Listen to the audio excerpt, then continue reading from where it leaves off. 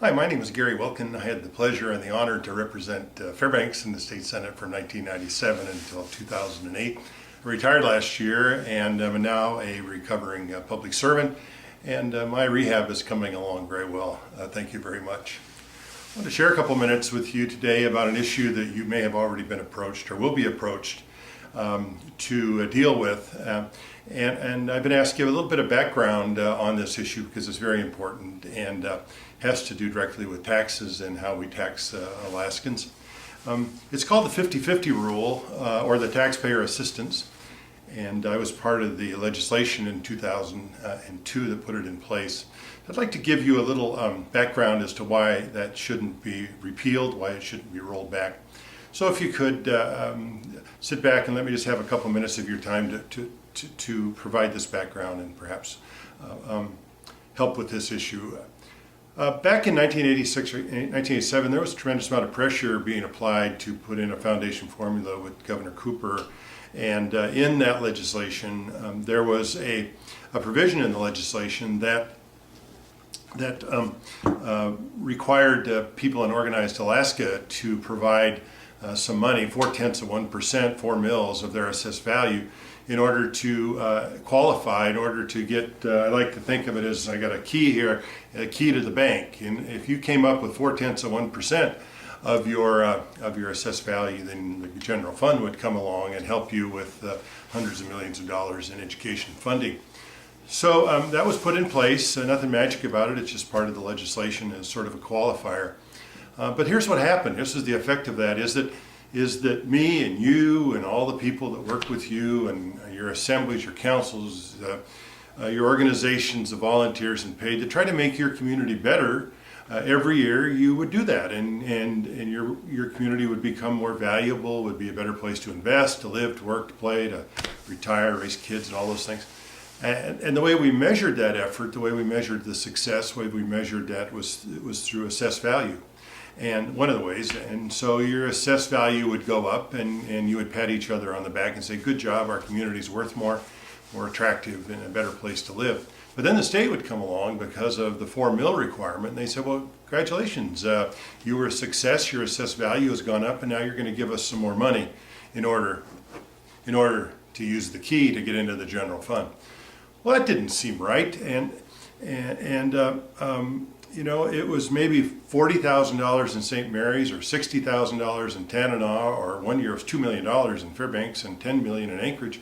So our success, we were penalized. The taxpayers had to come up with more money because we were successful. That didn't seem right. So in Senate Bill 174, we said, wait a minute, this is a group effort. We've got communities working on this project to make us all, our communities more valuable. We've got a state working on it. We should partner. And so the state, through Senate Bill 174, instead of 4 mils being the increase on 4 mils, the increase went to 2 mils. The taxpayer picked up 2 mils, the general fund picked up 2 mils. It was a partnership and we split it 50-50 since 2002. So I'd like you to think about that it's the state helping those that are helping themselves. It's the taxpayers that are paying for their schools, and the state has come along and said, wait, this is a group effort, this is a partnership, we're going to help you. And that's what you're being asked to review and perhaps even repeal. And when you do that, you'll double the tax bill on increases from now on for the taxpayers in Organized Alaska. Now, as you get into this, you should ask a couple of questions about a couple of other things. If we're going to fix this and pull back from the taxpayers that are helping themselves today along with the state assistance, we should look at other places too. As you know, we have places in our state that don't pay anything for their schools. Some are not able to. I admit that freely. Some very much are able to. And we should ask them to pay. I have a community I can drive to from where I live in Fairbanks. If you, by all measures, if you did an assessed value, and they have, per capita, it's the 5th most wealthy borough, would be the 5th most wealthy borough in Alaska. But they don't pay a nickel. So we should look at those things. Those that are able to pay, those that are able to be taxpayers because of their tax base should do so.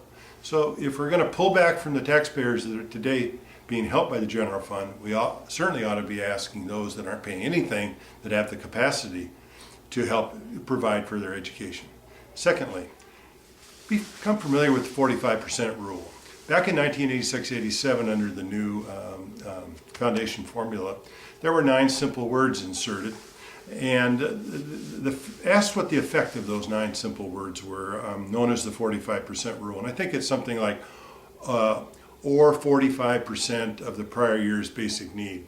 Now those 9 simple words, in short, the effect is, and there's lots of data on this and you should become familiar with it, the effect of that is that the wealthiest borough in Alaska, and one of the wealthiest boroughs per capita in the United States, they pay a fraction of what the people I represent and the rest of organized Alaska pay. We're paying 4 mils in order to get to the bank. They're paying about 0.8 or 1.0, about a quarter of what the rest of organized Alaska pays. And that's for one reason. It's for that one, those 9 simple words that were inserted in 1986 and 87. So become familiar with that and say, wait a minute, if we're going to pull back from the taxpayers that are helping themselves at 4 mils, shouldn't we ask all taxpayers to pay at the same rate in organized Alaska? Shouldn't everybody be paying the same? And I think you'll find that the answer is yes.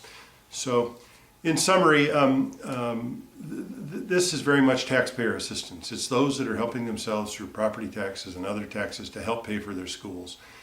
The state is partnership. If you choose and are thinking about pulling back that partnership, please think seriously about not doing that, because it'll raise the taxes in the future.